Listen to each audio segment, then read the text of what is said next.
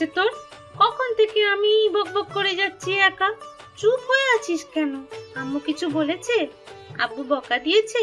নীরা ধ্যান কাটে, ধাতস্থ হয়ে স্বাভাবিক হয়ে হেসে বলে, কিছু হয়নি, বল তুই, শুনছি তো। তারপর কি হলো জানিস? নীরা তো এটাও জানে না যে তার আগে কি হয়েছিল, শুনিওনি সেসব, তবুও শোধায় কি হয়েছে। নাবিল ফোন করেছিল। আমি প্রথমে ভয় পেয়েছিলাম, যদিও বিয়েতে রাজি থাকে। ব্যাপারটা আমার জন্য আতঙ্কের।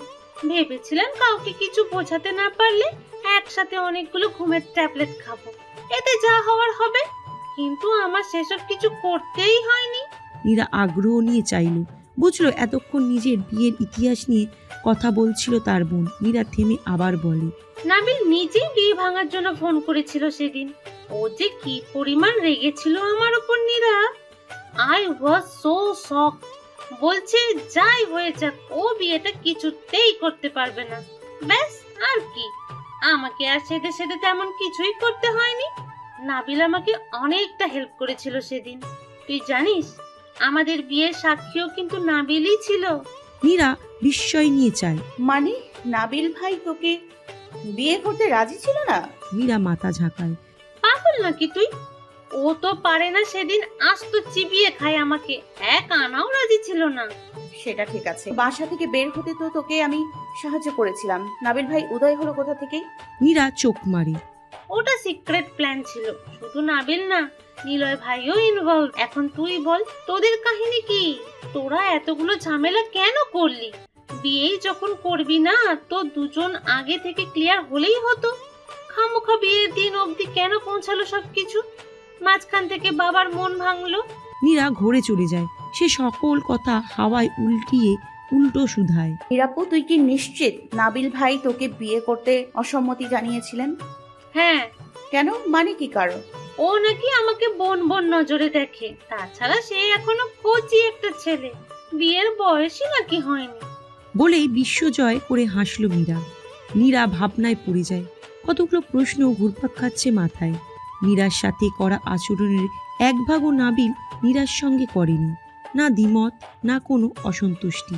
এমনকি বিয়ের দিনটাও ছিল নীরার পালিয়ে যাওয়ার 1 মাস পরের ঘটনা। এই 1 মাসে কচি ছেলে থেকে নীরার সাথে বিয়ের পিঁড়িতে বসার জন্য প্রাপ্তবয়স্ক হয়ে গেল সে। অদ্ভুত ব্যাপার। এমনকি বিয়েটাও নীরার সিদ্ধান্তেই ভাঙতে রাজি হয় নাবিল। নয়তো কি নাবিল ভাই করেনি তো বিয়েটা? কেন কোনো অসম্মতি ছিল না ওর বেলায়? সবকিছু কেমন মাথার উপর দিয়ে যাচ্ছে। নাবিল ভাই উনি কি তবে? ভাবতেই ম্লান হয়ে এলো মুখটা নীরার। তাল মিলিয়ে বাড়ছে উৎকণ্ঠা। কোথাও বোধহয় একটা বিশাল কিন্তু রয়ে গেছে, ধোঁয়াশা কিছু একটা। মীরা হাত দিয়ে হালকা ধাক্কা মারে। নড়ে চড়ে ওঠে নীরা। হঠাৎ হঠাৎ কি হয় তোর বলতো? এমন ধ্যান করিস কি নিয়ে? বোনের কথা তীরের ফলার মতো এসে বিঁধল কানে। অস্থির হয় কণ্ঠ। কিছু না মিরাপু, আমি একটু একা থাকি, মাথাটা ধরেছে খুব। চোখে ঘুম নেই। এপাশ ওপাশ করলো বেশ কিছুক্ষণ। এলোমেলো চিন্তারা জেকে বসছে মাথায়। রাত বাড়ছে মনের উচাতনতার সাথে পাল্লা দিয়ে। নীরা বারান্দায় এসে দেয়ালে হেলান দিয়ে মেঝেতে বসে। দৃষ্টি সুদূর আকাশে। কাঁদতে ইচ্ছা করছে। কেন ইচ্ছা করছে? কেন এবং বিভ্রান্তি আস্তার। নাবিল ভাইয়ের জন্য এত ব্যাকুল লাগছে কেন? এসব ভাবনা নীরাকে দুর্বল করছে, ভীষণ রকম দুর্বল।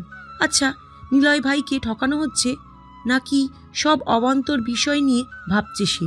এসব আর ভাববে না। নিজেই নিজেকে শাসায়। হৃদয়টাকে স্বাভাবিক করতে আকাশপানে চেয়ে গুনগুন করে গায়। আমায় প্রশ্ন করে নীল ধ্রুব তারা, আর কতকাল আমি রব দিশেহারা, রব দিশেহারা। তুমুল বর্ষণ নেমেছে। মধ্যরাতের বৃষ্টির পানি শরীর ভেজাচ্ছে নীরার। কোনো এক অদৃশ্য দৈব বলে আপনা আপনি চোখ দুটো ভিজে এলো এক পশলা বৃষ্টি হয়ে। বিষণ্ণ হওয়ার কারণ নেই। তবু আজ আয়োজন করে নীরার জন্য ধূসর রঙা বিষাদ নেমে এলো অতৃপ্ত ধরণীতলে। মনে হচ্ছে এই প্রথম, হ্যাঁ এই প্রথম তাকে দুঃখ ছুঁয়ে গেল পরম আবেশে। আজকাল খুব ভোরে ঘুম ভাঙে ইরফানের। সকাল সকাল উঠেই চাচুর সাথে প্রতিদিন হাঁটতে বের হয়। চাচুর মতো ট্রাউজার পরে ঢিলেঢালা গেঞ্জি পরে পায়ে কেটস পরে এক্সারসাইজ করে সেও। আজও তাই হলো। আসার পর থেকেই সে নিলয়ের সব কাজ খেয়াল করে। তার কথা বলার ধরন, হাঁটার স্টাইল, খাবার মেনু সবই অনুকরণ করে ছেলেটা। নিলয় ব্যাপারগুলোয় বেশ মজা পায়। বিচ্ছুটার সব কিছুতে কৌতূহল আছে। ভাবতে ভাবতে পেছনে ফিরে চাইল সে। ইরফান দৌড়ে দৌড়ে ক্লান্ত। নিলয় ওর দিকে মুখ করে পেছনে হাঁটতে হাঁটতে হেসে বলে, কি হলো ইয়াং বয়, থেমে গেলে যে? You have to walk more, come. চাচ্চুর মতো এনার্জেটিক থাকতে হবে। আমার ভাতিজাকে ক্লান্ত হলে চলবে না। Be strong. ইরফান হাঁটুতে ভর করে জোরে জোরে শ্বাস নিয়ে আবার হাঁটা ধরে। হাসে নিলয়, এগিয়ে দেয় পানির বোতল। একটা বেঞ্চিতে বসে ওরা। তুমি কি এবার রোডেও রেগুলারভাবে হাঁটতে চাচ্ছ? নিলয় কাঁধে হাত রেখে ওর। আরও অনেক কিছু করতাম। দেশে আসার পর তো দাদি পৃথিবীর তামান চর্বি খাইয়ে আমার ডায়েটের 12টা বাজাচ্ছে। বিজ্ঞের ন্যায় উপর নিচ করে ইরফান শুধায়। ওখানে কি একা একাই হাঁটতে? আমার মতো সঙ্গ দিত না কেউ? হাসল নিলয়। পর মুহূর্তেই ম্লান হয়ে আসে মুখটা। দীর্ঘশ্বাস ফেলে শূন্য চায় সে। ছিল একজন, সব কিছুতেই সঙ্গ পেতাম তার। যতদিন সাথে ছিল জীবনটা ফুলের মতো স্বর্গীয় ছিল। সে আর এখন আমার সাথে নেই। নেই কেন? ইরফানের কণ্ঠে কৌতূহল। জিজ্ঞেস করা হয়নি, কেউ নেই। হয়তো আর ভালো লাগে না আমাকে, কিংবা নতুন কারোর সাথে হাঁটতে যায়। ফ্রেন্ড? বুক চিরে ভারী ভারী শ্বাস বেরিয়ে আসে নিলয়ের। পিঠে হালকা চাপড় মারে ইরফানের। তাচ্ছিল্য করে হেসে বলে, হয়তো তার দিক থেকেই বন্ধুই। Don't even have girlfriend? বাঁকা চোখে চেয়ে হেসে ফেলল নিলয়। কেমন গুরুজনের মতো প্রশ্ন করছে ছেলেটা। ইরফান তীক্ষ্ণ চোখে উত্তরের আশায় চেয়ে আছে তখনও। হাসছো কেন? আসলেই নেই। নিলয় বোতলের মুখ খুলে পানি খায়। মনে মনে হাসলেও উপরিভাগে নির্লিপ্ত কণ্ঠে বলে, you are too young to ask this question. তুমি ছোট মানুষ, এসব বোঝার বয়স হয়নি। বড়দেরকে দ্বিধাহীনভাবে যা তা জিজ্ঞেস করতে হয় না। This is bad manners. ঠোঁট উল্টে নাক দিয়ে শ্বাস ফেলে ইরফান। মাথা ঝাঁকায় দুদিকে। তুমি বুঝতে পারছো না তোমার গার্লফ্রেন্ড আছে কি না? এটা না জানলে দাদি তোমার জন্য আরেকটা মেয়ে ঠিক করে ফেলবে। বাবা বলেছে তোমার গার্লফ্রেন্ড থাকলে তার সাথে বিয়ে করাবে, না থাকলে অন্য মেয়ে দেখাবে। So I have to know. বিস্ময় নিয়ে চায় নিলয়। কণ্ঠে বিস্ময় ভাব মিশিয়ে শুধায়, কে বললো এসব তোমায়? তুমি বাড়িতে আসার পর থেকেই তো আম্মু আর দাদি সারাদিন তোমার বিয়ে নিয়ে ফিসফিস করে। আমি শুনেছি কয়েক জায়গায় মেয়ে দেখাও শুরু করেছে গোপনে। এখন তোমাকে জিজ্ঞাসা করে কনফার্ম হওয়া বাকি। গাল ফুলিয়ে শ্বাস ফেলে নিলয়। মেজাজ বিগড়াচ্ছে তার। শুধুমাত্র এই কারণেই সে বাড়িতে আসতে চায়নি এতদিন। এর চেয়ে বিদেশে বসেই 4 দেওয়ালে বন্দি দশার জীবন কাটানো উত্তম ছিল। ফোঁস করে রাগ ঝাড়ল নিজের উপর। উঠে হাত বাড়িয়ে ওকে ধরতে। ইরফান হাত ধরল চাচুর। হাঁটতে হাঁটতে নিলয় বলে, বড়দের কথায় কান দিতে হয় না। বড়রা কথা বললে তুমি ওদের আশেপাশে থেকে আর কখনো এসব শুনবে না, মনে থাকবে। ইরফান বাধ্য ছেলের মতো মাথা নাড়ায়। পুনরায় শুধায়, তোমার সত্যি গার্লফ্রেন্ড নেই চাচু? নিলয় হাঁটতে হাঁটতে চায়। মনে মনে হাসি পাচ্ছে ব্যাপক। আপাতত নেই। সিট। তাহলে আমি বন্ধু বানাবো কাকি। জানো আমার একটা ফ্রেন্ড আছে, ওর চাচি ওকে খুব আদর করে, চকলেট কিনে দেয়, ঘুম পাড়িয়ে দেয়। ওর চাচি নাকি ওকে বন্ধু বানিয়েছে। আমারও ইচ্ছে তোমার বউয়ের সাথে বন্ধুত্ব করার। আমার কোনো ভালো ফ্রেন্ড নেই চাচু, তুমি তাড়াতাড়ি বিয়ে করো প্লিজ। নিলয় শব্দ করে হেসে ফেলল। ইরফানের অভিমান মুখখানা দেখে। এমনভাবে আবদার করছে যেন দোকান থেকে একটা খেলনা কিনে দিতে হবে। কাঁধে চড়ায় ভাতিজাকে সে। হাঁটতে হাঁটতে অনেক পথ দুজনের নানান রঙের কথায় অতিবাহিত হয়। ওরা খিলখিল করে হাসে, আবার দৌড়ায়। রাতুল লাজুক স্বভাবের ছেলে। শ্বশুর বাড়িতে বলে কই 2 দিনের বেশি তাকে কিছুতেই রাখা যাচ্ছে না। শ্বশুরের গম্ভীর মুখ এখনো স্বাভাবিক হয়নি। এই ব্যাপারটাও তাকে কিছুটা জড়তায় ফেলেছে। আজ ভোরেই সে রওনা দিয়েছে ফেনীর উদ্দেশ্যে। জয়নাল শিকদার বাহ্যিকভাবে নির্লিপ্ত রইলেও আমিনা বেগমের অভিযোগের শেষ নেই। কাজের ছুতো এটা ওটার বাহানা দেখিয়ে শাশুড়িকে অনেক বুঝিয়ে সুঝিয়ে কোনো মতে সে শিকদার বাড়ির চৌকাঠ ডিঙিয়ে সক্ষম হয়েছে। নীরা থাকছে কিছুদিন। নীরা সকাল সকাল ভার্সিটির উদ্দেশ্যে বেরিয়েছে। সামনে তার ইনকোর্স। এই সময়টায় রেগুলার ক্লাস না করতে পারলে এক্সামে পিছিয়ে যাবে সে। আমিনা বেগম রান্নার কাজে ব্যস্ত। নীরা এটা ওটা এগিয়ে দিয়ে মার কাজে সাহায্য করছে। কখনো কখনো নিজে নিজেই খুন্তি নাড়ছে। আমিনা আর চোখে মেয়েকে খেয়াল করছেন। মেয়েটার আচরণে বেশ পরিবর্তন লক্ষ্য করেছেন তিনি। শরীর স্বাস্থ্য কিছুটা বেড়েছে মীরার। চেহারা উজ্জ্বল হয়েছে অনেকখানি, চাঞ্চল্যে গিন্নি গিন্নি ভাব। তিনি হাত ছোঁয়ালেন মেয়ের মাথায়। মাতৃস্নেহের স্পর্শে মীরার মনটা ভরে ওঠে আবেগে। শৈশব ফিরে পায় মার ছোঁয়ায়। সহসাই মাকে জড়িয়ে ধরে সে। কতদিন পর আম্মুকে সে এভাবে ধরল। আম্মুর শরীর থেকে ভেসে আসা মা মা সুলভটা কতদিন পর নাকে নিতে পারল মীরা। আহ্লাদে আটখানা হয়ে ঝরঝর করে কেঁদে ফেলল মেয়েটা। এই তুমুল আবেগময় দৃশ্যটা নীরা দেখলে হিংসাতে আর সারাদিন ভাতই খেত না মেয়েটা। গাল ফুলিয়ে বসে থাকতো ঘরের বারান্দায় অথবা কোনো এক কোণে, কণ্ঠে অভিমান মিশিয়ে বলতো, চুপি চুপি বড় মেয়েকে আদর করো তুমি? আমার সাথে এত বড় প্রতারণা! I hate you. সেসব মনে করে হাসলেন আমিনা। চুলে হাত বুলিয়ে মেয়েকে শুধালেন। শ্বশুরবাড়ির লোকেরা ভালোবাসতো তোকে মা? মীরা মাকে আরো কোমল প্রাণ জড়িয়ে ধরল। সুখ সুখ আনন্দ তার ঠোঁটের হাসিতে।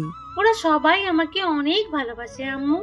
আমার শাশুড়িটা একদম তোমার মতো বোকা বোকা, তবে অনেক আদর করে আমাকে। একদম মেয়ের মতো আগলে রাখেন।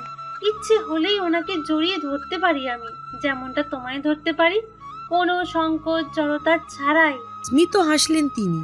জামাই সোহাগ করে তো তোকে? লজ্জায় মুখটা লাল হয়ে আসে মীরার। মা সম্ভবত জাতিরা এমনই, সরাসরি স্বামীর ভালোবাসার কথা জিজ্ঞাসা করবে না, ইনিয়ে বিনিয়ে জানতে চাইবে। মীরা মার প্রশ্নের উত্তরের বদলে আদর মাখা সুরে বলে, তুমি আমাদের জন্য কত ভাবো আম্মু।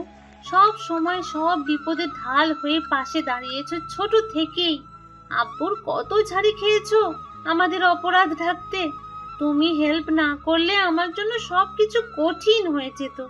আব্বুকে বোঝানো কঠিন হয়ে যেত তুমি পাশে না থাকলে। তুমি অনেক ভালো আম্মু। তুমি আছো বলেই পৃথিবীটা এত সুখের। হাত বুলোলেন মাথায়। মীরা মার প্রাণে চায়। মুখভঙ্গি পাল্টে হয়ে যায় চিন্তিত। আবদারি সুরে বলে, একটা বিষয় নিয়ে আলাপ করার ছিল তোমার সাথে, ব্যাপারটা সিক্রেট। তিনি চোখ বড় বড় করে সন্ধিয়ান দৃষ্টিতে মেয়ের পেটের দিকে চাইলেন। মাতৃমন কিছু একটা বলছে। মীরা মার মতিগতি বুঝতে পেরে ফিক করে হেসে ফেলে। ওসব না, এত তাড়াতাড়ি তোমাকে নানু ডাক শোনাচ্ছি না আমি। আমার পড়াশোনা এখনো বাকি। তাহলে? আমতা আমতা করে মীরা। কথাটা আসলে নীরার ব্যাপারে আম্মু। সন্ধিয়ান দৃষ্টিতে চাইলেন আমিনা। চিন্তা হচ্ছে এবার। বুঝিয়ে বল। আম্মু নীরা একজনকে ভালোবাসে। কোনো প্রকার ভনিতা ছাড়াই সরাসরি কথাটা বলে ফেলল মীরা। চোখের মণি আপনা আপনি বেরিয়ে আসতে চাইল আমিনার, যেন মাথায় আকাশ ভেঙে পড়ার মতো ব্যাপার। বিস্ময় কিংকর্ত বিমূঢ় তিনি। হাত পা কাঁপছে অস্থিরতায়। মুহূর্তের মতো ঠায় দাঁড়িয়ে চেয়ে রইলেন মেয়ের পানে। ও নাবিলকে বিয়ে করতে চায়নি এই কারণেই। তুমি তো কিছুই জানো না আম্মু। ও 5 বছর ধরে একজনকে ভালোবাসে, কিচ্ছু বুঝতে দেয়নি কাউকে। আমিনা দেয়ালে হাত ভর করে দাঁড়ালেন। স্থির দাঁড়িয়ে থাকা সম্ভব হচ্ছে না আর। মীরা চেয়ার টেনে বসালো মাকে। মাথায় হাত রেখে শরীরের ভার ছেড়ে দিলেন চেয়ারে আমিনা। তুমি কিন্তু বেশি রিয়াক্ট করছো। এমন কাঁপাকাঁপি করার মতো কিছুই হয়নি। এতক্ষণে স্নেহময় মুখটা মাটিতে মিশে উৎপত্তি হলো তীব্র ক্ষোভের। সহজ সরল আমিনা এবার রণমুক্তি রূপ ধারণ করলেন। গর্জে উঠে বললেন, তোরা আমাকে শান্তিতে থাকতে দিবি না, তাই না? দিবি না থাকতে? তোদের বাপ হিটলারের যন্ত্রণায় পুরোটা জীবন আতঙ্কে আতঙ্কে কাটলো। এখন হিটলারের মেয়েরাও তারই অনুসারী হয়ে বসে আছে। আমি বেঁচে আছি কেন মাবুদ? মরে কেন যাচ্ছি না আমি? আহাজারি করতে করতে ঝরঝর করে কেঁদে ফেললেন তিনি। মীরা মার অবস্থা দেখে কপাল চাপড়ায়। আরে বাবা, কাঁদছো কেন তুমি? কাঁদার মতো কি হলো? কথায় কথায় বাপকে টানবে না তো। বাপকে টানবো না? হয়েছিস তো বাপের মতোই। আমার জীবনটাকে নরক না বানালে তো হচ্ছে না তোদের। মীরা যথেষ্ট নরম হয়ে সামলাচ্ছে মাকে। তুমি চুপটি করে বসো তো, শোনো আগে। হাত ঝাড়ি মারলেন তিনি। গর্জে উঠে বললেন, ছাড় বিয়ে দব, কথা নেই তোর সাথে। আসুক ছোটটা আজকে। ওর 14 গোষ্ঠীর নাম যদি উদ্ধার না করি তো আমিও আমার বাপের মেয়ে না। মীরা ঠোঁট টিপে হাসে। তোমাকে বাপের মেয়ে হতে হবে না, তুমি আমার মেয়ে। গলল না 2 মিনিটে জমে যাওয়া বরফের পাহাড়। তিনি চোখ দ্বিগুণ লাল করেছে, ধূপধাপ পা ফেলে ঘরের দিকে ছুটলেন। মীরা দাঁত দিয়ে নখ খুঁটছে। মারাত্মক খেপেছে মা জননী। দৌড়ে গেল পিছু পিছু। পুরো কথাটা শুনবে তো? কি শুনবো? আমার ওপর পৃথিবীর সব বিপদের ভার ফেলতে পারলেই তো তোরা বেঁচে যাস। এই কথা তোর বাপের কানে গেলে কি হবে বুঝতে পারছিস মীরা? বাসায় আগুন লাগবে। এই লোক আমার ঘুম হারাম করবে এবার। উফ, লাগবে না আগুন, তুমি কথাটা শেষ করতে দাও। ফোঁস করতে করতে চাইলেন মেয়ের পানি। মীরা মার পাশে বসে পিঠে হাত বুলায়। মাথা ঠান্ডা করো, এত প্যানিক খাওয়ার মতো সংবাদ দিচ্ছি না। আর একটাও বাড়তি কথা না বলে পুরো কথা শেষ কর। মা নীরব হুঁশিয়ারিতে ভীত হয় মীরা। একটা শুকনো ঢোক গিলে চেয়ে থাকে। বেশ কিছুক্ষণ পিনপতন নীরবতা। হুট করেই নির্জনতায় বাঁধ ভেঙে বলে ফেলল। ওই ভাইকে কেমন লাগে তোমার? নির্জক দৃষ্টিতে চাইলেন আমিনা। মীরা মনে মনে মিঠিমিঠি হাসছে। কৌতূহল চোখ ছোট ছোট হয়ে এলো আমিনার। অবাক কণ্ঠে জপলেন। নিলয়? নীরা নিলয়কে ভালোবাসে? হাসে মীরা, মাথা উপর নিচ করে সে। বলিস কি, আমাদের নিলয়? হায় আল্লাহ। নীরা চোখ টিপে মাকে। মেয়ের জামাই হিসেবে পাত্র কেমন আম্মু? তোমার ছোট মেয়ের চয়েস দেখেছো? খুশিতে শব্দ করে হেসে ফেললেন তিনি। হাসলো মীরাও। প্রায় 1 ঘন্টা ধরে মাকে সবকিছু বুঝিয়ে বলল মীরা। আমিনা এবার চরম খুশি। খুশিতে কেঁদেও ফেলেছেন বার কয়েক। তার বড় ননদের ছোট ছেলেটা পাত্র হিসাবে লাখে একটা।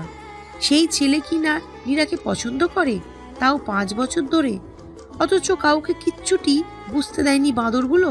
নিলয় যথেষ্ট আদর্শ একটা ছেলে। তার মেয়েটাকে ওর হাতে তুলে দিতে পারলে নিলয়টা ঠিকই সামলে নিবে নীরাকে। এমন একটা সোনার টুকরো ছেলেকে মেয়ের জামাই করতে পারাটা তো উত্তম, পরম সৌভাগ্যের কথা আমিনার জন্য। সিদ্ধান্ত নিলেন আজই স্বামীর সঙ্গে কথা বলবেন এই ব্যাপারে তিনি। নিলয়তা যাওয়ার আগে 4 হাত এক করবেন। নাবিল ভাই, মুঠোফোনের বার্তা প্রেরণের যুগে এসে যারা এখনও চিঠিপত্রের মাধ্যমে মনের ভাবটুকু প্রকাশ করে, বুঝতে হয় তারা সম্ভবত মারাত্মক কথায় জড়তায় ভুগছে। এই ধরনের মানুষরা লিখে যত সহজে মন খুলতে পারে, মৌখিক উপায়ে তা পারে না। আমার ব্যাপারটাও কিন্তু সেই রকমই, যার দরুন নিজের সাথে বহু তর্ক বিরোধ করে শেষমেশ এই সিদ্ধান্ত উপনীত হলাম। লিখেই ফেললাম একটা কাপা হাতের চিঠি। আপনি তো জানেন আমি ছোটবেলা থেকেই ভীষণ লাজুকলতা। এই এক আড়ষ্টতার কারণে আজীবন ঘরকুনোই হয়ে থাকলাম। স্কুল কলেজ ডিঙিয়ে ভার্সিটিতে পাও মারালাম, কিন্তু আমার এই জড়তার কারণে ঠিকঠাক বন্ধুর মতো বন্ধু জোটাতে পারিনি। যারা আছে কেবলই নামের বন্ধু। জানেন, বড় মা ছাড়া আমি পৃথিবীতে কারোর সঙ্গেই হয়তো নিঃসংকোচে নিজেকে খোলা বইয়ের মতো উপস্থাপন করতে পারিনি, এমনকি আব্বু আম্মুর সাথেও না। আমি জানতাম আমি সম্ভবত এমনই ইন্ট্রোভার্ট আর আনসোশ্যাল। আমার এই ভুলটা ভাঙলো সেদিন, যেদিন বাড়িতে দাদুর মৃত্যুর শোকে আমাবস্যা নেমে এসেছিল। ভুলটা ভাঙলো বাড়ির এক কোণে বসে থাকা একটা বিষণ্ণ মুখ দেখে। চোখে মুখে খুচরো বিষাদ, অথচ কি উজ্জ্বল তার চাহনি। বাড়ির পশ্চিমে জারুল গাছের নিচে বসেছিল সে। মানুষটার শুভ্র পাঞ্জাবি আর শুভ্র চেহারাখানি মিলেমিশে একাকার হয়ে গিয়েছিল সেদিন। কি উজ্জ্বল একটা মুখ। কেঁদে কেটে 2-3 বার অজ্ঞান হলাম, আবার জ্ঞান ফিরে সেই ভারাক্রান্ত স্থির মুখটাই দেখেছি। সেদিনই ঘটল এক অলৌকিক ঘটনা।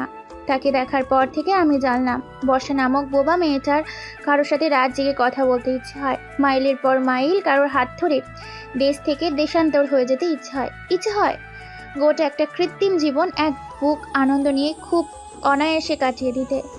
ওড়নার গানি সে কারো কপালের ঘাম মুছে দিতেও ইচ্ছে হয়। জানেন, আমার ছোট্ট কিশোরীর মনটা সেদিন প্রথম আলোর দেখা পেল। সেদিন তার পাশে বসতে ইচ্ছে হয়েছিল খুব। তার মেঘে ঢাকা চোখ দুটো দেখে বলতে ইচ্ছে করছিল, আপনি প্লিজ একটু না ঠোঁট উল্টে কাঁদুন নাবিল ভাই। দাদির সঙ্গে সময় না কাটাতে পারার আক্ষেপটুকু চোখের বৃষ্টিতে ঝেড়ে ফেলুন প্লিজ। আপনার বিষণ্ণ মুখটা দেখতে না আমার একটুও ভালো লাগছিল না, খুব কষ্ট হচ্ছে। মন খারাপের গল্পগুলো আমাকে নির্দ্বিধায় বলুন, আমি রোমালে গিয়ে দিব, মাথায় হাত বুলিয়ে আদর করে দিব। প্লিজ একটু কাঁদুন। আপনি কাঁদলেন না, জড়বস্তুর মতো ঠাই বসে রইলেন। শোকের বাড়িতে শত গুণ শোক নেমে এলো আপনার নীরব দুঃখে। আমার না ভীষণ মায়া হয়েছিল আপনার জন্য। কেন হয়েছিল সেটা বোধহয় আজ ভালোই বুঝতে পারছি। এরপর আরও কয়েকবারই এরশান মঞ্জিলে আপনার দেখা পাই। আমার লজ্জা, আড়ষ্টতা আর পালাই পালাই ভাবটা দিন দিন বেড়েই চলল। আপনাকে দেখা মাত্রই আমার যে কী হয় জানি না, শুধু বুঝি আমি খুব লজ্জা পাই, আবার কাছেও চাই আপনাকে। কি অদ্ভুত ব্যাপার, তাই না? চিঠির পৃষ্ঠা বাড়ছে, পাল্লা দিয়ে বাড়ছে আমার হৃদয়ের ওঠানামাও। ভারী আশ্চর্য কথা, আপনি চিঠিটা পড়ছেন ভেবেও কেমন ব্যাকুল হয়ে উঠছে। চিঠিটা আপনার হাতে ছোঁয়া লাগছে ভেবেও কত এলোমেলো শিহরণ আমার। আচ্ছা, চিঠিটা পড়ার সময় আপনি কি করেছেন নাবিল ভাই? শুয়েছেন নাকি বারান্দায় বসে? কিংবা আমার কলমে আঁচড় লাগা শব্দগুলো আপনার চেহারার প্রতিক্রিয়া কেমন পরিবর্তন করেছে? আপনি কি বিস্মিত নাকি অনেকটাই রাগ হচ্ছে? তা হোক, আপনার রাগ না সইতে পারলে এ আবার কেমন ভালোবাসলাম। দেখুন না, বলি না বলেও কত অপ্রাসঙ্গিক কথা ছুলি খুলে বসেছে। এতগুলোর মধ্যে এটাও ভুলে গেলাম আমি যে আপনাকে লিখে কথা পাঠাচ্ছি। কেন যেন মনে হচ্ছে আমি ঠোঁট নাড়িয়ে বলছি এসব, আর আপনি গালে হাত ছেঁকিয়ে মনোযোগ দিয়ে শুনছেন সামনে বসে। কখনো কখনো কপাল খুঁচিয়ে চুল সরিয়ে দিচ্ছেন আবারও। হয়তো এমনটা কামনা করি বলেই মনে হচ্ছে। নাবিল ভাই, জানেন আমি ভীষণ একা। আমার আজকাল না খুব মন খারাপ হয়। উত্তাল মহাসমুদ্রের ক্ষুদ্র বিচ্ছিন্ন দ্বীপের মতো একা আমি। এতটাই একা যে মাঝে মধ্যে ভিড়ের মধ্যেও পৃথিবীটাকে শূন্য লাগে। মনে হয় কোথাও কেউ নেই, কেউ কখনো ছিলই না। অনেক ভাবলাম, আসলে অনেকটাই ভেবেছি। আমার জীবনের সকল আধার মুছে দিতে কেউ একটা বোধহয় সত্যিই চাই। সেই কেউ একটা আপনি হলে কি খুব মন্দ হয়? আপনার তলোয়ারের মতো শক্তপোক্ত পুরুষালী হাতটা আমার নরম হাতের ওপর রাখলে কি খুব ক্ষতি হবে? দেখুন না, একটু চেষ্টা করি, একটু ভালোবাসার চেষ্টা করুন না আমায়। ব্যাপারটা অতটাও কঠিন না। গত 4টা বছর ধরে আপনাকে নিয়ে কত সূক্ষ্ম অনুভূতি লালন করলাম। আমি অনেক ভেবে রেখেছি নাবিল ভাই, আপনাকে ছাড়া এই কোলাহলময় পৃথিবীতে আমার যে বড্ড একা লাগবে। দুঃখে দুঃখে আমি শান্ত নদী হয়ে যাব। এতটা নির্ঘুম রাত, নির্জম রাস্তায় আপনি ছাড়া আমার কারোর সাথে হাঁটতে যে পারবো না। আমার নীরব পথের প্রতীক হওয়ার জন্য হলেও একটু চেষ্টা করে দেখুন না আমাকে ভালোবাসার। আপনি আমার হয়ে যান নাবিল ভাই, আমারই থাকুন। আমি আপনাকে বুলবুলির বাচ্চার মতো আগলে বাঁচতে চাই। এটি আপনারই বর্ষণ। আলমারি খুলে একটা টি শার্ট খোঁজার সন্ধান করছিল নাবিল। হঠাৎ চোখ যায় এক কোণে পরম অবহেলায় পড়ে থাকা চিঠিটার উপর। গিফটটা সে অনেক আগেই খুলে ফেলেছিল। চিঠিটার কথা খেয়াল ছিল না। আজ থেকেই কৌতূহলে মেলে ধরেছিল সেটা। কৌতূহলের চিঠিখানা ভেতরটাকে দুমড়ে মুচড়ে শেষ করে ফেলবে জানলে সেটা আলমারির এক কোণেই ফেলে রাখত। জমাতো আরো অবহেলা। চোখ দুটো বুজে লম্বা শ্বাস নিয়ে পুনরায় সাদা কাগজের পানি চাইল নাবিল। জিভ দিয়ে ঠোঁট ভিজিয়ে নিয়ে কপালে হাত ঠেকালো। ঘন ঘন শ্বাস প্রশ্বাস বাড়ছে। কাগজটা ভাঁজ করে বালিশের নিচে রাখলো সেটা। ধীর পায়ে উঠে জানলার পাশে দাঁড়ালো। বুকের ভেতর তাণ্ডব শুরু হয়েছে। নানান রকম ভাবনায় মন উৎকণ্ঠিত। আকাশের পানে চেয়ে পুনরায় গাল ফুলিয়ে শ্বাস ফেলে আকস্মিক নিজের হাত দিয়ে আঘাত করে বসলো লোহার গ্রিলে। ক্রোধে নিজের চুল টেনে ধরল। সজোরে আছাড় মারল হাতের ফোনটা। চিৎকার করতে ইচ্ছা করছে তার, ভাঙচুর করতে ইচ্ছা করছে। শিট শিট শিট, অনেক বড় ভুল হয়ে গেল, অনেক বড়। হাত দিয়ে পরপর কয়েকটা ঘুষি মারল দেয়ালে। রক্ত পড়ছে হাত থেকে। সেসব পরোয়া করল না সে। অস্থির পায়ে ঘরময় পায়চারি করে বেশ কিছুক্ষণ পর নিজেই ভাঙা ফোনটা মেঝে থেকে হাতে নিল। পুরোপুরি বন্ধ হয়নি, উপরের ডিসপ্লে ভেঙেছে কিছুটা। হাত থেকে চুইয়ে চুইয়ে রক্ত পড়ছে ফোনে। অনেক খোঁজাখুঁজির পর কাঙ্ক্ষিত নাম্বারটি পায়। ডায়াল করে সে। হ্যালো। শাহিনা বেগমের কণ্ঠ। নাবিল বার কয়েক নিঃশব্দে শ্বাস ফেলে ধাতস্থ হয়। কণ্ঠে স্বাভাবিক করার চেষ্টা করে শুধায়, বড়মা, বর্ষা ঘুমিয়ে পড়েছে? তিনি বিব্রত হলেন। বেশ কিছুক্ষণ চুপ থেকে কৌতূহল নিয়ে বললেন, ঘুমায়নি মনে হয়, কেন বলতো? নাবিল আমতা আমতা করে। কাজ ছিল, একটা প্রয়োজনীয় পেপার ফেলে এসেছি আমার রুমে। ফোনটা ওকে দাও, আমি বুঝিয়ে বলছি, ও খুঁজে বের করবে। মনে মনে কি ভাবলেন তিনি কে জানে। কথা বাড়ালেন না আর। চুপচাপ ফোনটা বর্ষার হাতে এগিয়ে দিলেন। যাওয়ার আগে কেবল হাসলেন মিটিমিটি। কয়েকবার হ্যালো বলার পর অপর পাশ থেকে পুরুষালী স্বরটা শুনতে পায় বর্ষা। নাবিলের কণ্ঠ দৃঢ়। চিঠির ব্যাপারে কোনো প্রকার ব্যাখ্যা বিশ্লেষণ না চেয়েই স্পষ্ট স্বরে বলল, দেখা করো আমার সাথে। বর্ষা সহসাই শোয়া থেকে উঠে বসল। উত্তেজনার দরুন গলা দিয়ে কথাই বের হচ্ছে না। আমতা আমতা করলো মেয়েটা। ইয়ে মানে এখন? আগামীকাল। ঠিক আছে, কোথায় দেখা করবো আমরা? কোথায় আসলে সুবিধা হয় তোমার? আমি আসি, মানে আগামীকাল আমি এমনিতেই ঢাকা যাচ্ছি। আপনি শুধু শুধু একটু কষ্ট করবেন না, আমি না হয় আসবো। বাস টার্মিনালে এসে ফোন করবে আমায়, আমি রিসিভ করবো গিয়ে। ফোন রেখেই দুহাতে বুকে এনে লম্বা শ্বাস নিল বর্ষা। এ তো মেঘ না চাইতেই বৃষ্টি পড়ার মতো ব্যাপার। চোখে মুখে আনন্দ উপচে পড়ছে। সহসাই লাফিয়ে দাঁড়িয়ে পড়ল সে। এলোমেলো করলো আলমারিতে গুছিয়ে রাখা জামা কাপড়গুলো। কোনটা পরবে কাল, কোনটা পরলে নাবিল ভাই মুক্ত হয়ে চেয়ে থাকবে? পাগলের মতো চেঁচালো কিছুক্ষণ। গ্যালারিতে বসবাস করা নাবিলের ছবিগুলো ঘাঁটলো। একটা ছবি বুকে জড়ালো। টপাটপ সেটায় চুমু খেলো কতগুলো। বর্ষা স্বপ্ন দেখছে না তো? নাবিল ভাই দেখা করতে চায় তার সাথে, তার মানে চিঠিটা পড়েছে সে। উফ উফ উফ, উত্তেজনায় কেমন এলোমেলো লাগছে বর্ষার। ভ্যাভ্যা করে কেঁদে ফেলতে ইচ্ছা হলো আবেগের তাড়নায়। সত্যি সত্যি কাঁদলো। এই বালিশ জড়িয়ে ধরেছে তো এই খিলখিল করে একা একা হাসছে। খুশিতে ঘরটা উল্টে পাল্টে লন্ডভন্ড করে ফেলতে ইচ্ছা হলো। করতে পারলে ভালো হতো। 2 হাত ছড়িয়ে লাফালো খাটের উপর। বিছানার চাদর বালিশ আলগোছে হয়ে ঘরের বিদ্যিগিষ্টি অবস্থা। নীল রঙের শাড়িটা বুকে জড়িয়ে পুরো ঘরে ঘুরে ঘুরে আবেগ ঢেলে গুনগুন করে গাইল। কি দিয়া মন কাড়িলা, হো আমার বন্ধুরে, অন্তরে পীড়িত আগুন ধরাইলা। ডিপার্টমেন্ট বিল্ডিং এর দোতলায় ইংরাজি বিভাগের করিডোরে দাঁড়িয়ে আছে নীরা, সাথে ইমু। ইমু আর নীরা স্কুল জীবন থেকে বেস্ট ফ্রেন্ড। যাত্রাবাড়ি থেকে আসে সে, আর নীরা মালিবাগ থেকে। আজকাল খুব নিয়ম করেই ভার্সিটিতে আসে নীরা। বাসায় মন বসে না, কেমন একটা আহাকার লাগে। ইমু তখন থেকেই খেয়াল করছে নীরার আচরণ। আসার পর থেকেই মুখটা ভার করে রেখেছে মেয়েটা। ওর মন খারাপ থাকলে সব বিপদ ঝড় ঝাপটা ইমুর উপর দিয়ে যায়। নীরার মেজাজ সম্পর্কে স্পষ্ট আইডিয়া থাকা সত্ত্বেও মেয়েটা বান্ধবীর উদ্বিগ্নতার কারণ জানতে কৌতূহল দমিয়ে রাখতে পারল না আর। মনটা খুঁতখুত করছে। আকস্মিক পেঁচিয়ে জড়িয়ে ধরল নীরাকে সে। নীরা অপ্রস্তুত হলেও ছাড়ল না ওকে।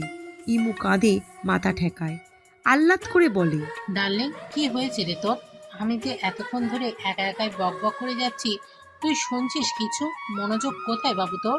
এক ধ্যানে ক্যাম্পাসের কৃষ্ণচূড়া গাছটার দিকে চেয়েছিল নীরা। সম্বিত ফিরে ইমুর ডাকে রাগল না সে, বরং জোরপূর্বক হাসার চেষ্টা করে কন্ত খাদে নামিয়ে প্রসঙ্গ পাল্টে বলে, কৃষ্ণচূড়া গাছটায় ফুল হয়েছে অনেক, গাছটার নিচে বসতে ইচ্ছে করছে, যাবি ফিন্ডে? প্রায় অনেকক্ষণ ধরে গাছটার নিচে বিনা বাক্যে বসে রইল ওরা। ইমু ভ্রু মুখ বাঁকা করে চেয়ে আছে। মনে মনে চরম বিরক্ত সে। এত নীরবতা হজম হচ্ছে না আর। শোকসভা বানিয়ে রেখেছে পরিবেশটাকে মেয়েটা। হয়েছেটা কি ওর? এই, আমাকে কি তোর জ্যোতিষী মনে হয়? নীরা বিভ্রান্ত হয়ে চাইল। খামোখা জ্যোতিষী মনে হতে যাবে কেন? তো মুখটা নিউটনের তৃতীয় সূত্রের মতো করে রেখেছিস কেন? বোম মারলেও তো মনে হয় না আজ আর কথা বের হবে। মুখে না বললে মনের দুঃখ বুঝবো কি করে? অলৌকিক ক্ষমতা তো নাই। নীরা হতাশ শ্বাস ফেলে কপালে হাত ঠেকিয়ে চাইল ওর পানি। চেহারায় বিরক্তিভাব ইমুর। নীরা খেয়াল করল ইমুটার আচরণ একেবারেই নাবিল ভাইয়ার মতো। একদমই শান্ত থাকতে পারে না মেয়েটা। সারাক্ষণ প্রাণচঞ্চল ভাব।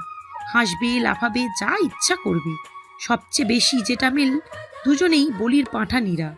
নীরাকে জ্বালাতে না পারলে এদের জীবন চলবে না, ঠায় দাঁড়িয়ে থাকবে। সবচেয়ে বড় কথা হচ্ছে ইমু নীরার ব্যক্তিত্বের একেবারে বিপরীত একটা মানুষ। নীরার কাছে এলে মনে হয় মেয়েটার ছটফটে ভাবটা আরো বাড়ে। এমন একটা উল্টো বৈশিষ্ট্যের মেয়ে কি করে 7-8 বছর ধরে নীরার মতো চুপচাপ স্বভাবের মেয়ের সাথে অনায়াসে কাটিয়ে দিচ্ছে, সেটাই ভাবনার বিষয়। এই 8 বছরে ইমু আর কোনো নতুন বন্ধু বানায়নি নিজের জন্য। ব্যাপারটা আশ্চর্যের। আরও আশ্চর্যের এই যে নীরাও চলে না এই রেডিও মেশিনটাকে ছাড়া। কোনো এক অদ্ভুত কারণে ভীষণ টান লাগে এই মেয়েটার জন্য। নীরা চেয়ে থাকার ধরন কেমন ইমু চোখ টিপে হাসে। ভাবের সাথে চুল পেছনে উড়িয়ে বলে, Am I looking hot, baby? আর দমে থাকা গেল না। শব্দ করে হেসে ফেলল নীরা। হাসলো ইমু। নীরা বুঝল এই এক ইমুর সাথে কখনো স্থির বসে থাকা সম্ভব না। মেয়েটা থাকতেই দেয় না স্থির। এমন সময় পিছন থেকে ডেকে উঠল কেউ। দুজনে একসাথে পেছনে চায়। শাওনকে দেখা মাত্রই ইমুর হাসি খুশি মুখটার আধার নেমে আসে। বিরক্ত হয় মেয়েটা। নীরা ওর ভাবসাব বুঝতে পেরে ঠোঁট টিপে হেসে ফিসফিস করে বলে, কি হলো, মুখেরা নেই যে এখন? শাওন ভাইকে দেখলেই অটোমেটিক সাইলেন্ট মোড অন হয়ে যায়। ইমু তখনও অগ্নিদৃষ্টিতে চেয়ে আছে শাওনের পানে। শাওনের ভাবভঙ্গি দেখে মনে হচ্ছে ইমুর বিরক্তিমাখা মুখটা দেখার জন্য এসেছে সে এখানে এবং উপভোগ করছে খুব। ক্যাম্পাসে ঢোকে এমন স্বাধীন হয়ে যাও কেন জুনিয়রস? নিরুপমা, তোমার সাথে জন বেহুদায় এত হাসে কেন? তার কি হাসাহাসি করার রোগ আছে? অকারণে হাসাটা কিন্তু ভালো না, মানসিক রোগের লক্ষণ। ইমু গর্জে ওঠে। দেখুন, আপনি কিন্তু বাড়াবাড়ি করছেন। আমাকেই নজরে পড়ে। নীরাও তো হাসছিল, ওকে তো কিছু বলছেন না। আমার সাথে কিসের এত শত্রুতা শাওন ভাইয়া? শাওন ঘাড় বাঁকায়। নীরা, তোমার মতো আহাম্মক না, ওর হাসিতে যথেষ্ট ভদ্রতা আছে। তুমি হাসলে মনে হয় অনেকগুলো কাক একসাথে বসে কা কা করছে। এমন খ্যাক খ্যাক করে হাসবে না, শব্দ দূষণ হয়। আপনাকে বুঝি ভার্সিটির কর্তৃপক্ষ শব্দ দূষণ প্রতিকারের জন্য বেতনভুক্ত করেছে? ভার্সিটির কর্তৃপক্ষ বেতনভুক্ত করতে যাবে কেন? ক্যাম্পাসে সভ্যতা ভদ্রতা বজায় রাখার একটা নিয়ম আছে। কেউ অনিয়ম করলে চোখে আঙুল দিয়ে দেখিয়ে দেওয়াটা সিনিয়রদের নৈতিক দায়িত্ব। ভদ্রতা জ্ঞান নেই বলে ব্যাপারটা তোমার মগজে তো আসছে না। ইমু কোমরে দুহাত রেখে এক পা আগায় ফুসতে ফুসতে বলে। আচ্ছা, কে বানালো এমন গাঁজাখুরি নিয়ম? শাওনও এক কদম আগায়, ঝুঁকে চোখে চোখ রাখে, ওর চেহারায় দুষ্টুমি এঁকে বলে, আমি বানিয়েছি রুলসটা, বাকিরা না মানলেও চলবে, কিন্তু তোমার জন্য ম্যান্ডেটরি। কারণটা পার্সোনাল, বলতে পারো তোমার পানিশমেন্ট, সিনিয়রদের মুখে মুখে তর্ক করার পানিশমেন্ট। এই যে কথার আগে মুখ নিয়ে নাগাব মরিচের ঝাঁজ বের হয়, সেটার জন্য। আমি আশেপাশে থাকলে এখন থেকে তোমার হাসতে মানা, একেবারে মুখে তালা ঝুলবে। নীরা ঠোঁট টিপে হাসলো। ইমুর আগে গজগজ করতে করতে উঠে দাঁড়ায়, তেতে উঠে বলে, আপনার রুলসের গুষ্টি কিলাই মিয়া। আমার মুখ, আমার ক্যাম্পাস, আমি এখানে চিত হয়ে কাত হয়ে হাসবো, যা ইচ্ছা করব। আপনি আমাকে থামানোর কে? ভদ্রতা জ্ঞান শেখাচ্ছেন? ইমু যদি অভদ্র হয় না, আপনার মাথা আস্ত থাকবে না। ক্যাম্পাসটাকে নিজের পৈতৃক নিবাস পেয়েছেন শাওন ভাই, আর একবার আমাকে রাগাবেন তো সত্যি সত্যি ইট তুলে মাথায় মারবো। হা হা হা, কি দুর্দিন আসলো! হাঁটুর বসে মেয়ে কিনা মাথা ফাটানোর হুমকি দিচ্ছে। বলি, ডর ভয় কি ভেতরে আছে নাকি এটাকেও ফাটিয়েছ? ভয়ডার আছে কিনা সেটা প্রমাণ চাই। শাওন ঠোঁট কামড়ে হাসলো। গ্যারান্টি নেই, সত্যি সত্যি মাথা ফাটিয়ে দেওয়ার মতো ভয়ঙ্কর এই মেয়েটা। শাওন মুখের সামনে ঝুঁকে দাঁড়ায়, কপালে টোকা মারে ইমুর। পুনরায় নীরার দিকে ফিরে হাই তুলতে তুলতে বলে, নিরনিধি, আমি কিন্তু তোমার সাথে কথা বলছি। তার কিছু বলার হলে তোমার মাধ্যমে বলবে। এভাবে সরাসরি সিনিয়রদের সাথে আক্রমণাত্মক হয়ে যাওয়াটা বিপদের, সাবধান করে দিবে। রাগে কটমট করতে করতে ধূপধাপ পা ফেলে করিডোরের দিকে যেতে যেতে ইমু বলে, সাতার সিনিয়র, সাতার অসভ্য মানুষ আমার বুঝবুক কোথাকার। ওর যাওয়ার পানে চেয়ে হাসে দুজনই। কত সহজ এটাকে বাজানো। কেমন আছেন শাওন ভাইয়া? আছি ভালোই। শুনলাম এই মাসে তোমাদের ইনকোর্স প্রিপারেশন কেমন? স্মিত হাসে নীরা। আছে টুকটাক। মাথা জাকায় শাওন, পুনরায় চায় করিডোরে, হতাশ শ্বাস ফেলে বলে, আমাকে দেখলেই এমন সেকা লাগে কেন তোমার বান্ধবীর? কিছু বলা যাবে, স্যাত করে গায়ে লেগে যায়, ইজ্জত দেয় না মেয়েটা। হেসে ফেলল নীরা। সেটা আমি কি করে জানবো কেন ছ্যাঁকা লাগে? সেটা তাকেই জিজ্ঞেস করুন। কপাল ঘষে হাসে শাওন, সুধায়, নাবিল কোথায় আছে বলতে পারো? কয়েক সেকেন্ড চুপ থেকে নীরা কপালের ভাঁজ ফেলে বলে, বাসাতেই থাকার কথা। ওকে ফোনে পাই না 2-3 দিন ধরে, ক্যাম্পাসেও দেখা নেই। হয়েছেটা কি ওর? অবাক হয় নীরা। রিসিভ করছে না নাকি ফোন অফ? রিসিভ করছে না। ভাবনায় পড়ে যায় নীরা। আবার ভার হয় মনটা। কেন জানি না চিন্তা হচ্ছে লোকটার জন্য। হুট করেই এমন অদৃশ্য আর দমে যাওয়ার মানুষ তো নাবিল ভাই না। নীল ক্ষেতের আঁকাবাঁকা রাস্তা ধরে হুট খোলা রিকশাটি ছুটল টিএসসির দিকে। মৃদুবন্ধ বাতাস বইছে। প্যাডেল চালিত রিকশার বিপরীতের দিকে বাতাস এসে লাগছে বর্ষার মুখে, ওড়াচ্ছে তার শাড়ির ছোপ ছোপ আঁচল আর রেশমি কালো চুল। আজকের দিনটা একটু অন্যরকম, স্বপ্নের মতো আশ্চর্য সুন্দর। আজ নীল রংটাই পড়েছে বর্ষা। উজ্জ্বল শরীরে এই রংটা বেশ মানিয়েছে। শাড়ির নীল রংটা যেন নীল আকাশ ছুঁয়ে এসে সরাসরি লেগেছে তার গায়ে। কপালের ছোট্ট নীল টিপে জলজ্যান্ত এক রোম্যান্টিক কবিতার পৃষ্ঠা দেখাচ্ছে তাকে। আর পাশে বসে আছে প্রিয় এবং চির আকাঙ্ক্ষিত পুরুষটি। কত কত নির্ঘুম রাত আর বিষণ্ণ বিকেল কেটেছে লোকটার সঙ্গ পাওয়ার কামনায়। আর আজ পাশাপাশি বসে থেকেও কেমন রূপকথা মনে হচ্ছে। কল্পনা লাগছে সবটা। বুকের মধ্যে আকাশ সমান মুগ্ধটা টেনে আর চোখে চাইল নাবিলের নির্লিপ্ত নির্বিকার মুখের পানে। কোথায় যেন হারাচ্ছে নাবিলের মনোযোগ। উদাসীন ভঙ্গিতে চেয়ে আছে বরাবর। আগোছালো লাগছে লোকটাকে, আগোছালো লাগছে অনেকটা। চোখ দুটোয় কিসের একটা ক্লান্তি ভাব। সেভাবে থেকেই হাত দুটো বেশ সাবধানতার সাথে ভাঁজ করে রেখেছে সামনের দিকে। এদিক ওদিক কিংবা পাশে তাকানোর ফুরসত নেই। চোখ ফেরায় বর্ষা। মানুষটার অপ্রতিরোধ চেহারায় খুঁজে নেয় পৃথিবীর সকল অপার্থিব সৌন্দর্য। উত্তেজিত অস্থির হয় প্রাণ। ঠোঁটে অনন্ত অপেক্ষার তৃপ্ত হাসি। বুকের ভেতর আশা শ্রাবণ হেমন্ত টের পায় সে। কিঞ্চিত অস্বস্তিতে ভেতরে ভেতরে ভারী অদ্ভুত লাগছে। অতিরিক্ত খুশিতে শরীর কাঁপছে মেয়েটার। লজ্জায় ঠিকঠাক কথাই বের হচ্ছে না মুখ দিয়ে। আসার পর থেকেই দুজনেই কোনো কথা বলল না। ফুটপাতের পথচারীদের মধ্যে অনেকেই যাওয়ার আসার পথে তাকাচ্ছে ওদের দিকে। ব্যস্ত নগরীতে এমন নীরব বেরসি কপতি খুব কমই দেখেছে এরা।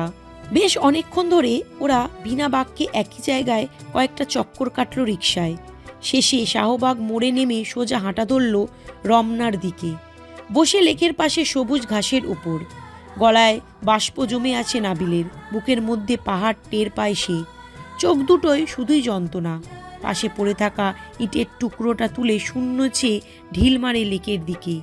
ভারী কিছু শরীর লাগতেই লাফিয়ে ওঠে লেকের সেই অংশের পানি।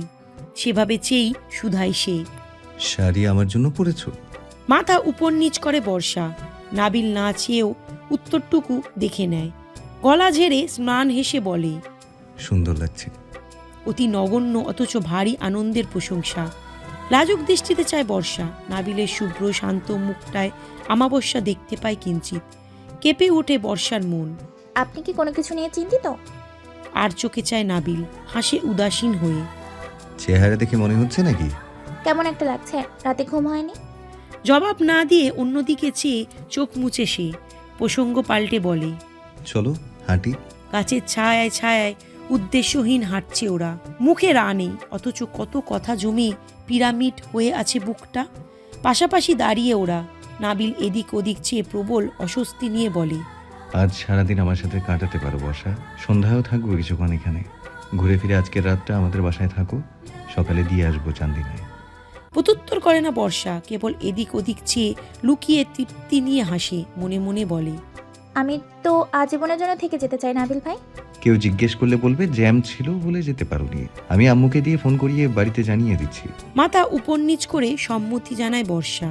বিকেলে ঘনিয়ে কমলা রঙা সন্ধ্যা নেমেছে ধরণীতলে। বিহঙ্গরা ফিরছে আপন ঘরে। তবে এখনো রমনায় ওরা। ল্যাম্পপোস্টের হলদেটে আলোয় জলজল করছে চারজোড়া গভীর চোখ। ওরা পাশাপাশি বসে। মুখে কথা নেই কারো। তবুও ভালো লাগছে নীলাঞ্জনা বর্ষার। পুরো মনটাই আজ বিমোহিত। পৃথিবীর সমস্ত লজ্জাভাব বিধাতা বোধহয় আজ বর্ষার অন্তরে প্রাণ ভরে ঢেলে দিয়েছেন। আকাশ সময় সংকোচ ভাব নিয়েও সে কথা বলতে চায়। পাখির মতো কিচিরমিচির করতে চায় সারা সন্ধ্যা। অক্লান্ত হয়ে সারাটা জীবন লোকটার পাশাপাশি হেঁটে হেঁটে কাটিয়ে দিতে চায় এই জাদুর শহরে। এই সন্ধ্যাটুকুও হিরম্মন্বয় হয়ে আজীবন জ্বলে উঠুক স্মৃতির পাতায়। নাবিল ম্লান শ্বাস ফেলে চায় ওর দিকে। মেয়েটার হাস্যোজ্জ্বল মুখটা দেখে কণ্ঠ নরম হয়ে আসে তার। কোথায় একটা খারাপ লাগা কাজ করছে ওর জন্য। সে এক হাত বাড়িয়ে বর্ষাকে বলে, তোমার হাতটা ধরতে দিবে আমায়? বর্ষা লজ্জায় কাচুমাচু হয়। অতঃপর বিনা বাক্যে কাঁপা কাঁপা হাতটা বাড়ায়। আর একটু দূরত্ব কমিয়ে বসে নাবিল। মাথা ঝুঁকিয়ে বলে, আমার ঘাড়ে মাথা রাখো। বিভ্রান্ত হয় মেয়েটা। বিস্ময় চোখ বড় বড় হয়ে আসে তার। নাবিল আবার বলে, ঘাড়ে মাথা রাখো। হ্যাঁ? এবার নাবিল আর অনুরোধ করল না। পিছন দিক দিয়ে ওর মাথাটা টেনে নিজেই রাখলো নিজের কাঁধে। বর্ষার হৃৎস্পন্দনের গতি বাড়ছে। হতভাগ হয়ে সর্বাঙ্গ। চোখ দুটো বুজে লম্বা শ্বাস টানে। সে কি স্বপ্ন দেখছে? স্বয়ং নাবিল ভাইয়ের কাঁধে তার মাথা ঠাঁই পেয়েছে। চৈতন্য হারানোর পথে। সম্বিত ফিরে নাবিলের পুরুষালী কণ্ঠের ভারী স্বরে, আমার যখন খুব মন খারাপ হয় আমি প্রায় এখানে এসে ঘাসের ওপর শুয়ে থাকি। বেশিরভাগই রাতে আসি। জায়গাটা আমার খুব আপন। এখানে শুলে আকাশটাকে একান্তই নিজের মনে হয়। মন খারাপের ব্যাপারটাকে আর মন খারাপ বলে মনে হয় না। মৃদু হাসে বর্ষা। নাবিল হাতটা শক্ত করে ধরে ক্লান্ত কণ্ঠে বলে, একটা গল্প বলবো আজ তোমায়। আজকের এই আয়োজন সেই গল্পটার জন্যই, শুনবে? মাথা উপর নিচ করে বর্ষা। কেন শুনবে না? এই একটা মানুষের সঙ্গ পাওয়া, পাশাপাশি বসে কণ্ঠ শুনতে পাওয়া তো তার জন্য পৃথিবীর সবচেয়ে বড় প্রাপ্তি। একটা কেন, 100টা গল্প বলুক সে। এই গল্পের রাত, এই সময় না ফুরাক, চির অম্লান হয়ে থাকুক মুহূর্তটা। নাবিল কিছুক্ষণ চুপ থাকে, চোখ রাখে আকাশের দিকে। অতঃপর ম্লান হাসে সে। একবার একটা বোকা মেয়ে থাকে, মেয়েটার নাম মনে করো চিত্রা।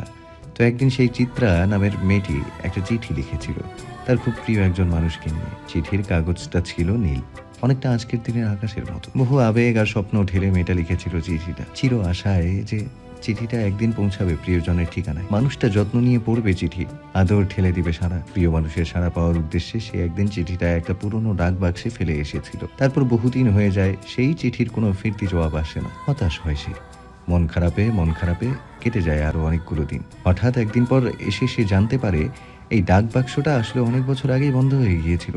মানে চিঠিটা তখনও পৌঁছায়নি প্রিয় মানুষের দোরগোড়ায়। তারপর আরও কয়েকবার মেয়েটা একই চিঠি নিয়ে যায় সেখানে। বিশেষ ফায়দা হয় না, তার চিঠির জন্য খোলা হয়নি ডাক বাক্স। থামে নাবিল, মাথায় হাত বুলায় বর্ষার। এমন একটা অবান্তর গল্প কেন বলছি জানতে চাইবে না? চোখ বুজে ছোট্ট করে জবাব দেয় বর্ষা। সে তখনও কিছুই বুঝে উঠতে পারে না। নাবিল চোখ নামিয়ে তাকায় ওর দিকে। ছেলেটার চোখ দুটো ঝিলের মতো টলটল করছে আজ। বিষণ্ণ দীর্ঘশ্বাস ফেলে পুনরায় বলতে থাকে, আমাকে নিয়ে তোমার অনুভূতিগুলো ওই চিঠিটার মতোই খাঁটি আর স্পেশাল বর্ষা। কিন্তু আমি সেই ডাক বাক্স নই যেটা তোমার চক্ষু অনুভূতির অনুরূপ সাড়া দিতে পারবে। আমার মন তার ব্যক্তিগত এক চিঠি বহু আগেই অন্য কারো ঠিকানায় পাঠিয়ে দিয়েছে। চিঠির মালিকানা এখন অন্য কারো, ডাক বাক্সটাও তারই। এখানে সে ব্যতীত অন্য কারো চিঠি পাঠানোর নিয়ম নেই। শেষের কথাটা বলে চোখ দুটো বন্ধ করে নাবিল। 2 ফোঁটা অশ্রু গড়িয়ে পড়ে বর্ষার হাতে। অকস্মাৎ হাত আলগা হয়ে আসে বর্ষার। নাবিল তৎক্ষণাৎ পুনরায় শক্ত করে ধরে ওর হাতটা, আরেক হাত দিয়ে শক্ত করে মাথাটা বুকের মধ্যে ঠেকায়। নাবিলের প্রশস্ত বুকের ধুকপুক শব্দ শুনতে পায় বর্ষা। বুকের ওঠানামা বাড়ে মেয়েটার। শরীর হয়ে আসে ঝরে আহত হওয়া মলিন চোখের নিঃসঙ্গ পাখির মতো। নাবিল স্পষ্ট অনুভব করে বর্ষার শরীরের কাঁপুনি। সে তবুও দয়া দেখায় না। চোখ ভিজে আসে, তবু আরো নিষ্ঠুর হয় কণ্ঠ। আমি একজনকে ভালোবাসি, পাগলের মতো ভালোবাসি। যেন ধনুকের মতো বর্ষার কানে বিঁধল বাক্য দুটো। কান দুটো ঝাঁঝালো হয়ে যায় তার অনাকাঙ্ক্ষিত শব্দগুচ্ছের আওয়াজে। শ্বাসকষ্ট রোগীর মতো হাঁপায় বর্ষা। হৃদয়স্পন্দন থেমে যেতে চায় তার। নাবিলের ঠোঁট ভেঙে আসে মেয়েটার অবস্থা দেখে।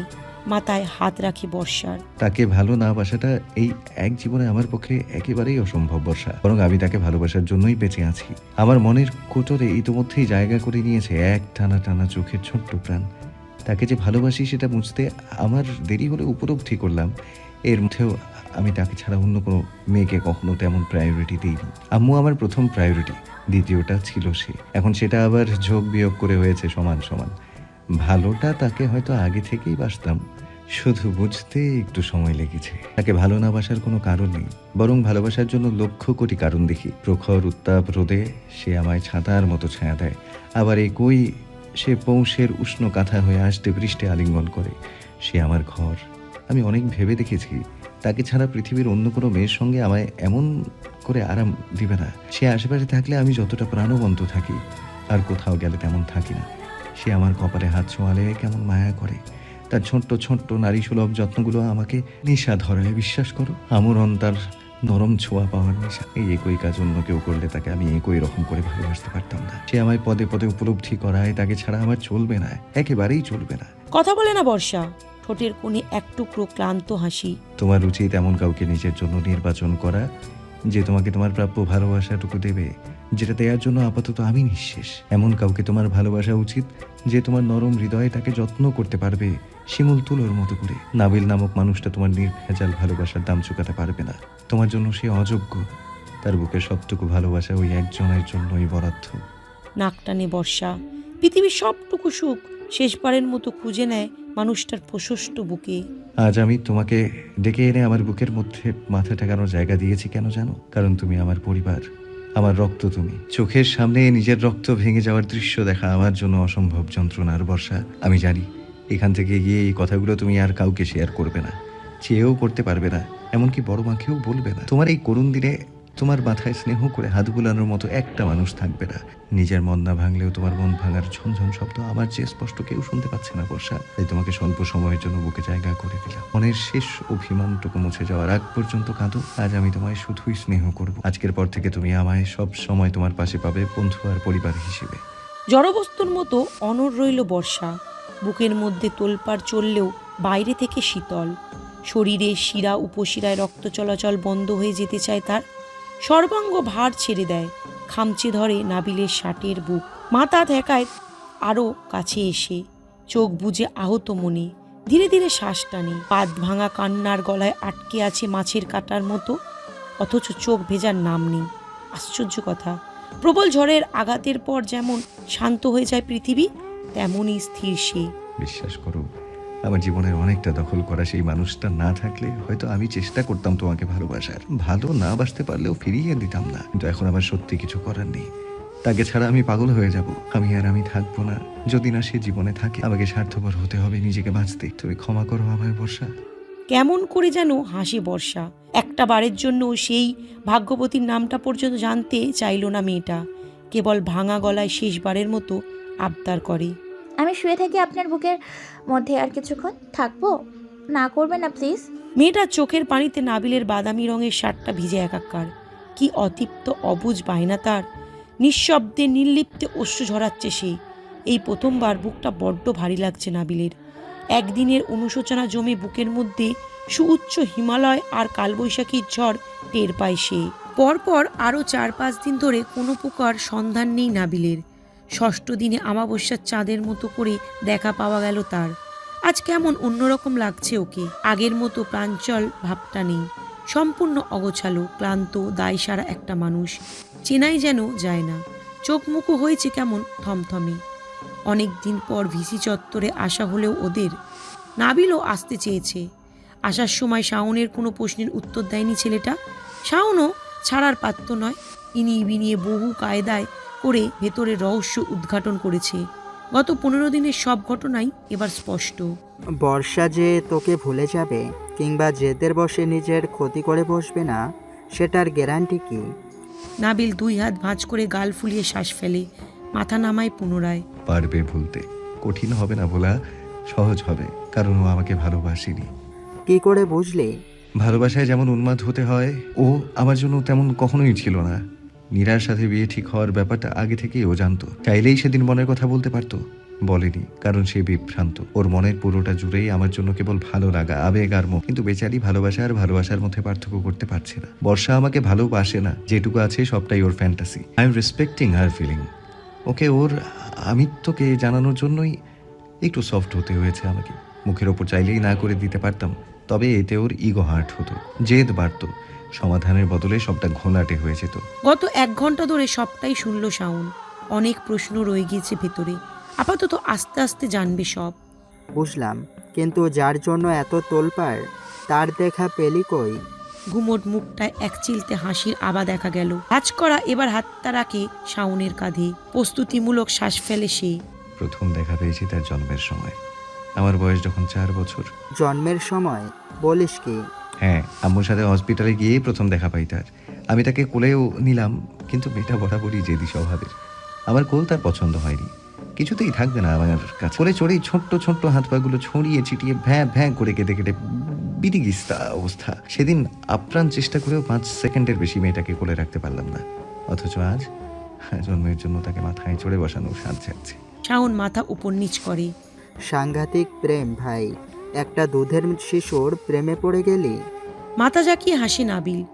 কে জানতো এই দুধের শিশুই যে জোয়ানকালে এসে কঠিন সর্বনাশ করে বসবে। কতদিন ধরে চলছে এসব? কি সব?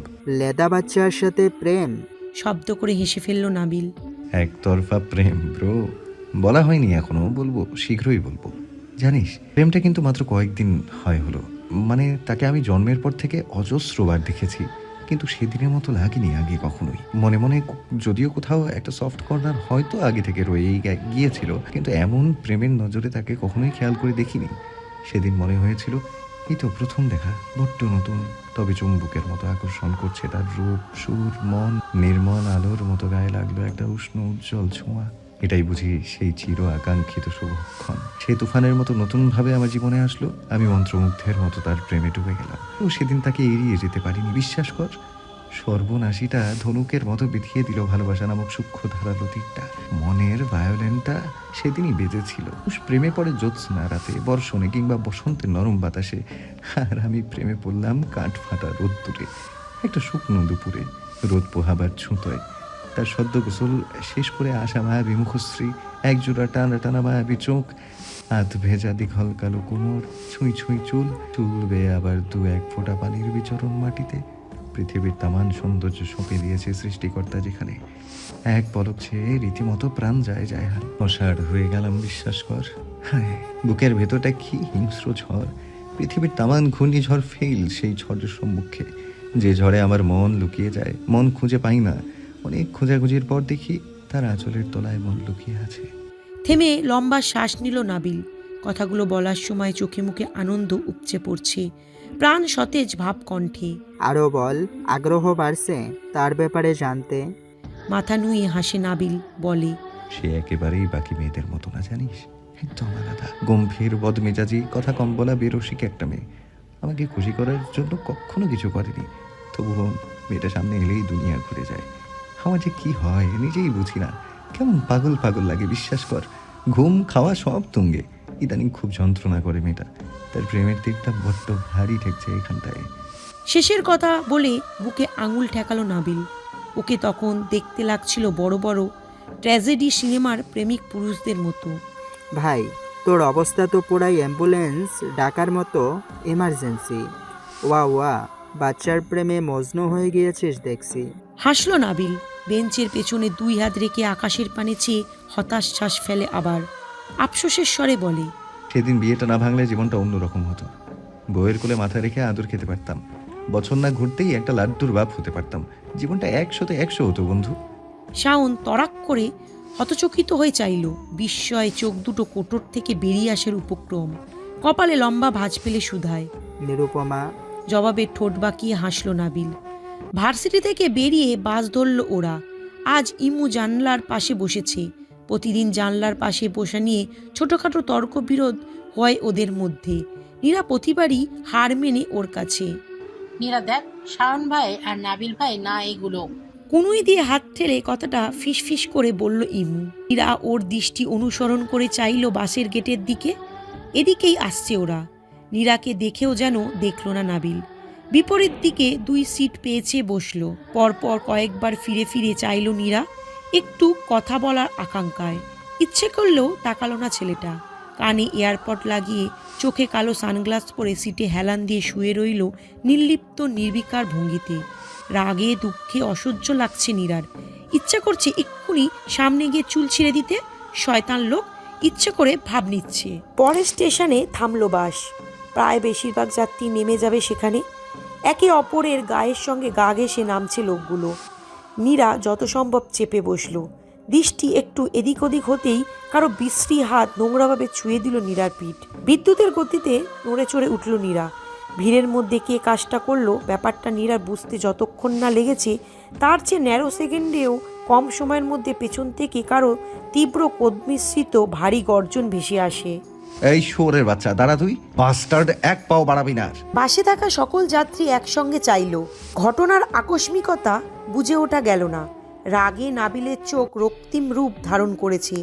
আগন্তুক দৌড়ে পালাতে চাইলে নাবিল ঝড়ের গতিতে ছুটে এসে কলার চেপে ধরল লোকটার।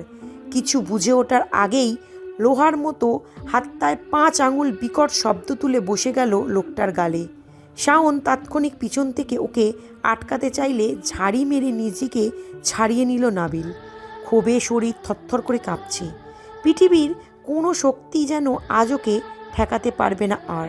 আশেপাশে সকলেই তৎক্ষণাৎ সিট থেকে উঠে দাঁড়িয়েছে। ড্রাইভার তৎক্ষণিক বাস থামিয়ে দিয়েছে। নাবিল সজোরে কতগুলো লাথি কষালো লোকটার পায়ে।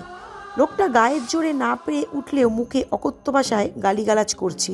বিন্দুমাত্র অনুশোচনা নেই তার চোখে মুখে, যা নাবিলের রাগে কেরোসিন ঢালার মতো কাজ করলো। শুধু থাপ্পড় আর লাথিতেই ক্ষান্ত হয়নি ছেলেটা, সজোরে পরপর কয়েকটা ঘুষি মারল নাক বরাবর। তোর বাচ্চার নাম গাড়ি থেকে, তোকে গাড়ির নিচে পিষে মারবো আজকে, আই সোয়ার। লোকটার ঠোঁটে রক্তটুকু মুছে তেড়ে মেরে আস্তে আস্তে চেয়ে পাল্টা কলার চেপে ধরল। খ্যাক খ্যাক করতে করতে বলল, কার গায়ে হাত দিছস? চিনুস পাইছ তুই আমারে? নাবিল কপালে হাত ঘষে শীতল কণ্ঠে ধমকালো। দুরূহ ব্যাপার এবার তাকে থামালো। 10 সেকেন্ডের মধ্যে নাম, নয়তো কি কি করবি না নামলে? ওই কি করবি ক? কাহিনী মারাও শালা, কিছু বুঝি না মনে করছো? মাইয়া মানুষ দেখলেই হিরো হইতে মন চাই? বালের হিরোগিরি আমার বাল নাড়াইতে পারবে না শাওয়ার বেটা। আমি এইখানেই খাড়াই রইলাম, দেখি কে আমারে উঠাই, দেখি তোর কত ক্ষমতা। নাবিল শার্টের কলার ধরে টান মারল, ঠান্ডা কণ্ঠে জপল, সম্মানে নামবি না তাহলে? শেষ হুঁশিয়ারিটা দিয়ে চুপচাপ প্যান্ট থেকে বেলটা বের করলো নাবিল। হাত দিয়ে পেঁচিয়ে ভাঁজ করতে করতে অগ্নি দৃষ্টিতে চাইল। দৃষ্টি বাজ পাখির মতো তীক্ষ্ণ আর অত্যধিক প্রখর। ওকে দেখতে এই মুহূর্তে লাগছে আসমান থেকে নেমে আসা কোনো ভয়ঙ্কর জমদূতের মতো। বাসে এ পর্যায়ে পিনপত নীরবতা। লোকটা ওর পা আগানোর ভঙ্গি দেখে অজানা আশঙ্কায় ভয় শুকনো ধোক গিলল, তবে বজায় রইল মুখের সেই অবাধ্য স্বর, তুই চিনোস আমারে? তোর ধারণা আছে আমি কে? বিদ্রোহ করো শালা, একদম ভিতরে ভরে দেবো প্রতিবাদ। এমন 10টা মেয়ের ইজ্জত খাইয়া দিলেও আমি সুমাইনার বাল ছেড়ার সাহস নাই কোনো বালের। নাবিল ভেতরের ভয়ঙ্কর প্রতিক্রিয়াটাকে দাবিয়ে কেবল নিঃশব্দে হাসল। লোকটার দুর্ভাগ্য আছে বলা যায়। নিজের কলিজায় পুরোটা জুড়ে থাকা মেয়েটাকে নিয়ে এমন কুৎসিত মন্তব্য শুনে ভেতরটা তোলপাড় হয়ে যায় নাবিলের। চোখ দুটো ঘৃণা আর ক্রোধে সাংঘাতিক দেখালো। তীব্র ক্ষোভের সংমিশ্রণে এত হিংস্র মনে হলো সেই দুর্বোধ্য হাসি। কে বাঁচাবে আজ ওর হাত থেকে লোকটাকে? কার এত সাহস হবে? কি বলছিস ভাই? ওর ছিঁড়তে যাবো কেন? এত কুরুচি কি আমার আছে বল? এসব করবো না, তবে আদর জমা হয়েছে অনেক, সেসব না দিয়ে যেতে দিই কি করে? বলেই লোকটার শার্টের কলার ধরে টেনে দরজার সামনে এনে ঘাড় ধরে সজোরে ধাক্কা মেরে রাস্তায় ফেললো। মুখ থুবড়ে পড়লো লোকটা, নাকের ফিনকি বেয়ে তরতর করে রক্ত পড়ছে। হাটের পিঠ দিয়ে রক্তটুকু মুছে উগ্র চোখে ঘাড় বাঁকিয়ে আবারও মুখ চালালো বিশ্রী গালিতে। ইতিমধ্যে অনেক লোকজন জড়ো হয়েছে। নাবিল পুনরায় শরীরের সর্বোচ্চ শক্তি দিয়ে ঘুষি মারল মুখে। মাটিতে ফেলে হাতের বেল দিয়ে অনবরত বেধড়কভাবে পেটালো। ব্যথায় কুকড়িয়ে উঠলেও আর পাল্টা হামলা করার সুযোগটুকু হলো না। নাবিলের শক্তির সাথে কেউ পেরে উঠছে না এই মুহূর্তে।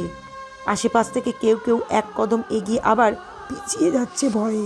ওরা কেবল নীরব দর্শক হয়ে দেখল সবটা। বাস থেকে বাকি যাত্রীরা নেমে ইতিমধ্যে ঘটনা প্রচার করে দিয়েছে। ড্রাইভার ধরতে এসে ওর হাতের ধাক্কায় ছিটকে পড়ে গেল। কিসের দৈব বলে ছেলেটার এমন উদ্ভ্রান্ত রূপ? প্রায় 10 মিনিট যাবৎ বিরতিহীন পিটিয়ে ক্ষান্ত হলো না সে। মাথায় রক্ত চড়ে বসেছে। উন্মাদের মতো নিজের চুল টেনে ধরল। বেল্ট ফেলে দাঁতে দাঁত পিষে ফসে শ্বাস ফেলতে ফেলতে কোথা থেকে রথ তুলে আনলো। লোকটা এবার ভয়ে দুহাত দিয়ে আকস্মিক ওর পা পেঁচিয়ে ধরল, প্রাণ ভিক্ষা চাইল।